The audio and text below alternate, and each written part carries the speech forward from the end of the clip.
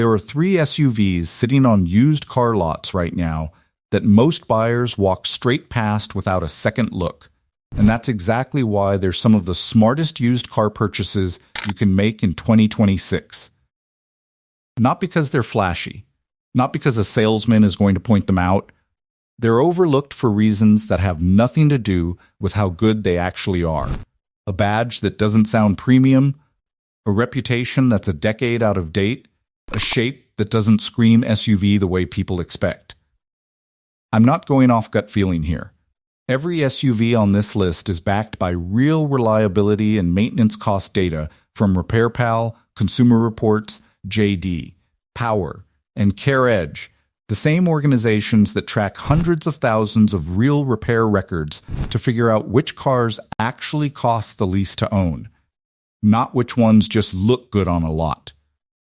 If you're shopping for something dependable without paying the obvious choice tax that comes with the badges everyone already knows to look for, these 3 deserve a real look before you sign anything. Quick thing before we get into the list. Because it matters for every single one of these, reliability data tells you about the model. It does not tell you whether the specific one you're looking at today has a clean history, an odometer you can actually trust, or a transmission that's already on borrowed time. A great model with a bad individual history is still a bad buy. That's exactly why I built the ultimate used car buying kit, the full inspection system and negotiation scripts that make sure the specific SUV in front of you actually lives up to its model's reputation. Links in the description if you want it before you start calling on any of these 3. One more piece of context before the list, because it explains why this kind of gap exists in the first place.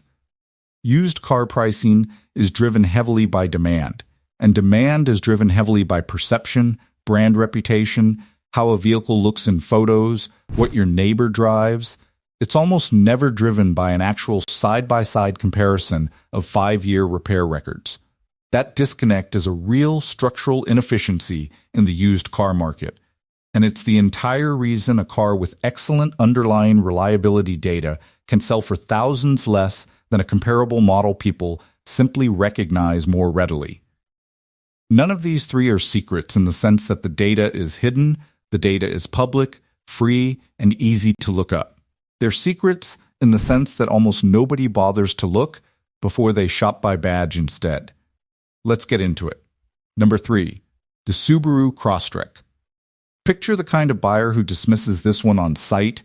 It looks small, a little quirky, not aggressive enough to feel like a real SUV next to a RAV4 or a CR-V. That first impression is costing people a genuinely excellent used car purchase. Subaru currently sits in second place in Consumer Reports' latest brand reliability rankings, and the Crosstrek specifically was named the most reliable vehicle in its entire segment by J.D. Power's 2026 Vehicle Dependability Study. Standard all-wheel drive comes on every single trim, no upgrade needed, which is unusual in this price range and genuinely useful if you deal with rain, snow, or rough roads. RepairPal puts the average Subaru's annual repair cost at $617, actually below the $652 average across all brands they track, despite the perception that Subarus are expensive to maintain. Used Crosstreks in the $16,000 to $20,000 range with under 60,000 miles are common. And because the model doesn't carry the same brand cachet as a Toyota or Honda badge, you're often paying noticeably less for comparable, real-world reliability. There's a reason the Subarus are expensive to fix perception exists, even though the data doesn't fully back it up. When something does need attention on a Subaru, it tends to be the boxer engine's head gaskets. And that specific repair carries a real cost and a real reputation, disproportionate to how often it actually happens across the fleet. That single well-known issue does a lot of work shaping opinions about a brand that otherwise performs solidly on cost and reliability. If you're shopping one, pay close attention to head gasket service history on higher mileage examples. It's the one known weak point on an otherwise strong reliability record, and a clean service history there is worth asking about directly before you commit. Ask specifically whether any coolant has needed regular topping off between services. That's often the earliest sign of a developing issue. long before it becomes a major repair. Number 2.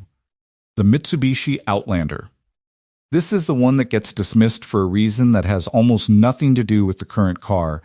Mitsubishi's reputation took a hit years ago, and a lot of buyers are still shopping off a mental image that's a decade out of date. The current Outlander scores 82 out of 100 for quality and reliability, and its 10-year maintenance costs come in $731 below the average for its class, according to CareEdge data. That's a real, measurable savings over the ownership period, not a marketing claim. It's genuinely one of the most underrated crossovers you can buy used right now. Specifically because so few buyers even consider it, less demand for a car with strong underlying data usually means better pricing for you. Think about how most people actually shop for a used SUV.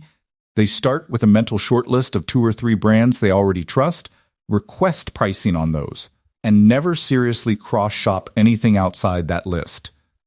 Mitsubishi rarely makes that initial shortlist anymore, regardless of what the current lineup's data actually shows.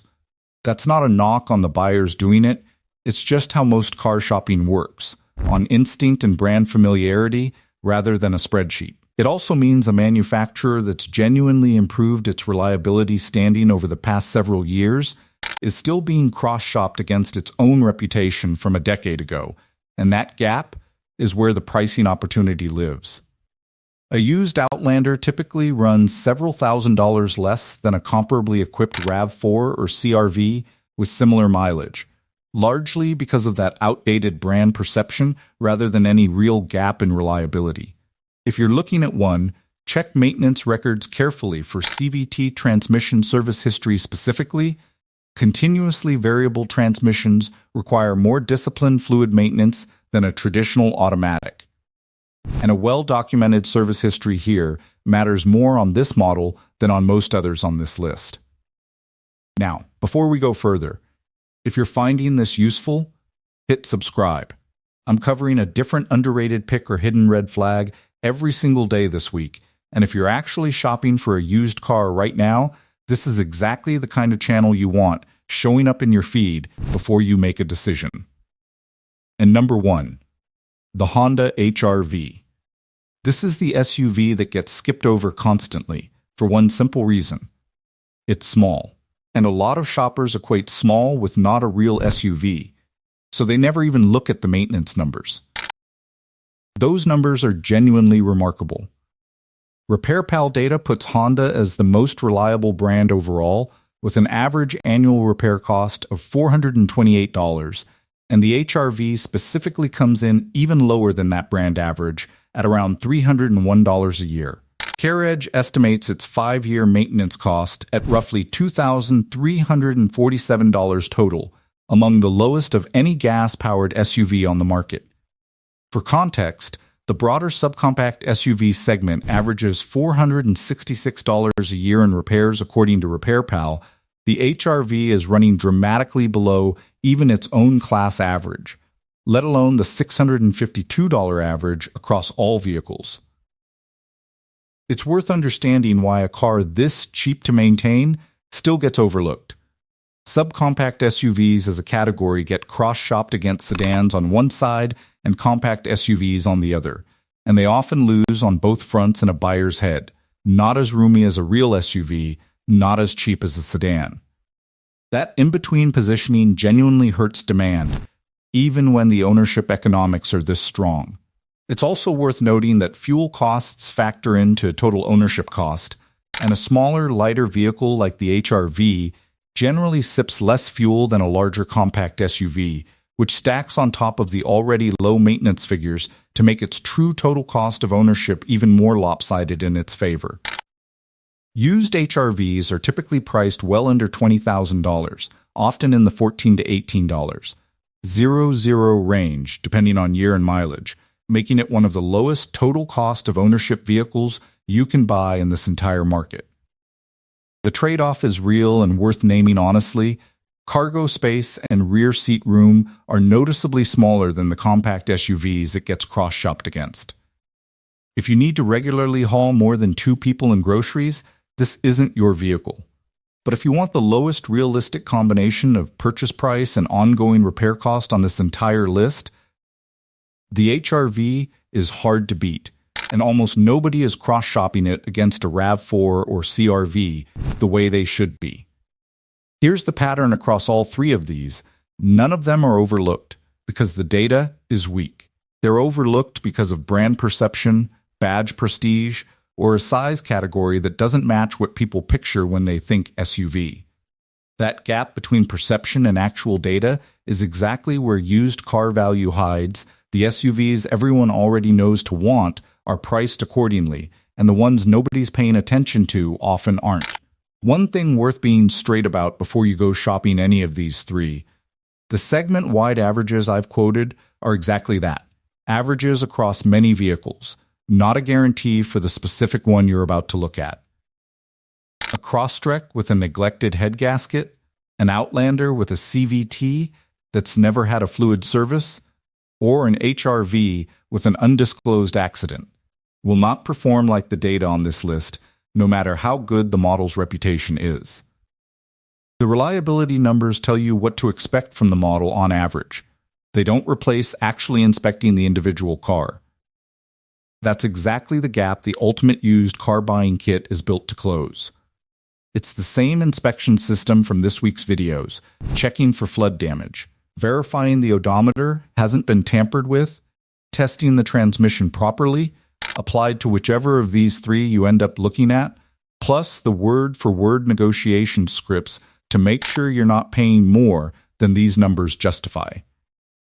It's built from the same kind of data behind this entire list: NHTSA, Carfax, Edmunds, JD, Power, and Consumer Reports. Here's the part that ties this whole list together with everything else this week.